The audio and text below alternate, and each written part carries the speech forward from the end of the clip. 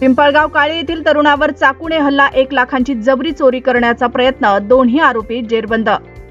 मित्रासोबत दारू पिण्यास गेलेला एका 26 वर्षीय तरुणावर चाकूने हल्ला करून त्याच्याजवळील 1 लाख रुपये हिसकावून घेण्याचा प्रयत्न केल्याची धक्कादायक घटना दादुलगाव गावठाण परिसरात घडली. या प्रकरणी जळगाव जामोद पोलिसांनी तपासाची चक्रे फिरवत दोन्ही आरोपींना अटक केली आहे.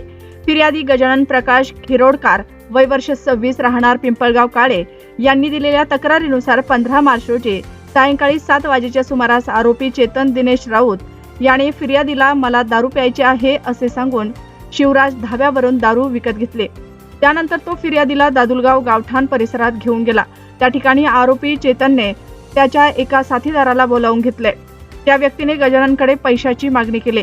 गजाननने माझ्याकडे पैसे नाहीत असे सांगताच आरोपीने संतापून आपल्या जवळील चाकूने गजाननच्या डोक्यावर वार केला.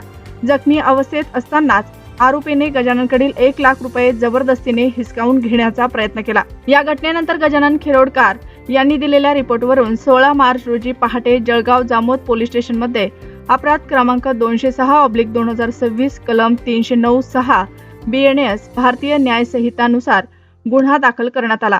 पोलिसांनी तातडीने कारवाई करत मुख्य आरोपी चेतन राऊत याला ताब्यात घेतले होते. फरार असलेल्या दुसऱ्या आरोपीचा शोध सुरू असताना पोलिसांनी कुलदीप धनंजय इंगळे, वय वर्ष 25, राहणार पिंपळगाव काळे, याला देखील अटक केली आहे. आरोपी कुलदीप इंगळे यांच्या ताब्यातून गुन्ह्यात वापरलेला चाकू आणि एक विना नंबरची मोटरसायकल जप्त करण्यात आले आहे. सदर कारवाई ठाणेदार नितीन कुमार पाटील यांच्या मार्गदर्शनाखाली PSI अमोल पंडित व पोलीस कॉन्स्टेबल परमेश्वर ढोणे यांनी केली असून घटनेचा पुढील तपास सुरू आहे.